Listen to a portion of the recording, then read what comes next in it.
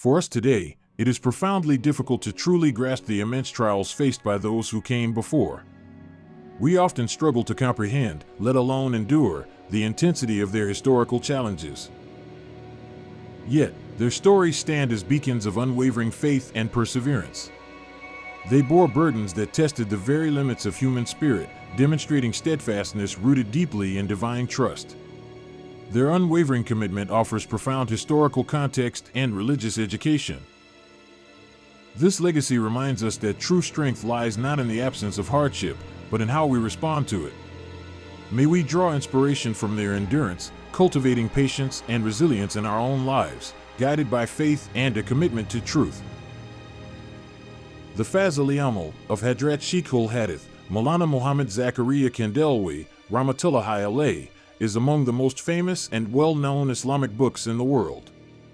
Allah Ta'ala has granted this book great acceptance and popularity throughout the globe. Thousands of people read this book and benefit from it. To date, it has been translated into more than a dozen languages. This book is divided into 7 parts, viz. Stories of Sahaba, virtues of Salah, virtues of reciting the Quran, virtues of Zikr, virtues of Durood Sharif, virtues of Ramadan, and virtues of Tabligh. Nabi, Sallallahu alayhi wasallam, journeyed to Taif for 9 years, since his selection by Allah Ta'ala for his mission. Nabi, Sallallahu alayhi wasallam, had been delivering the message of Allah Ta'ala in Mecca and making all-out efforts to guide and reform his community. Besides a few persons who had either embraced Islam or who helped him though not accepting Islam, all the rest in Mecca left no stone unturned in persecuting and mocking him and his followers. His uncle Abu Talib was one of those good-hearted people who, in spite of his not entering into the fold of Islam, had helped him. The following year, on the death of Abu Talib, the Quraysh got a free hand and therefore increased their persecution without anyone to support and protect Nabi, Sallallahu alayhi wasallam. At Taif, the second biggest town of Hijaz, there lived a big clan called Banu Thaqif. Nabi, Sallallahu alayhi wasallam, left for Taif with the hope of winning them over to Islam, thereby providing a sanctuary for the Muslims from the persecution of the Quraysh, and also establishing a base for the future propagation of Islam.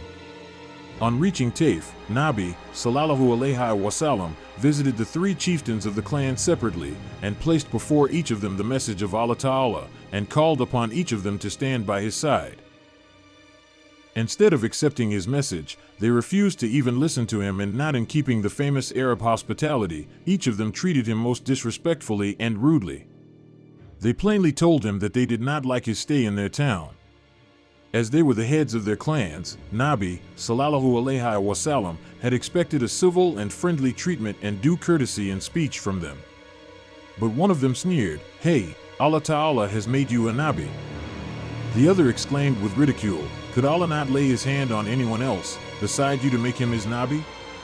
The third one mockingly remarked, "I do not want to talk to you, for if you are in fact a Nabi, then to oppose you is to invite trouble, and if you only pretend to be one, why should I talk with an impostor?"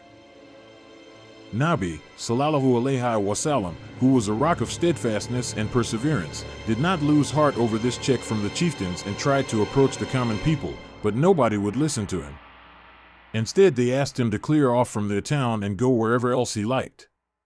When he realized that further efforts were in vain, he decided to leave the town, but they would not let him depart in peace and set the street urchins after him, to hiss, to hoot, to jeer at, and to stone him. He was so much pelted with stones that his whole body was covered with blood and his shoes were clogged to his feet. He left the town in this sorrowful plight.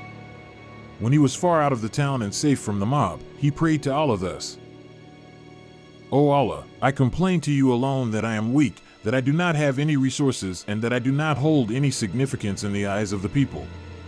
O, most merciful of all those who show mercy, you are the Rab, Lord, of the weak, and you are my own Rab, Lord. To whom are you going to entrust me?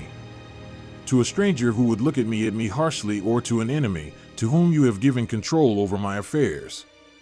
If you are not angry with me, then I do not care for anything except that I should enjoy your protection. I seek shelter in your light, Nur, which removes all sorts of darknesses and controls the affairs of this world and the hereafter. May it never be that you become angry with me or you are displeased with me. I must please you until you are happy with me. There is neither strength to refrain from evil, nor any power to do any good, except with you.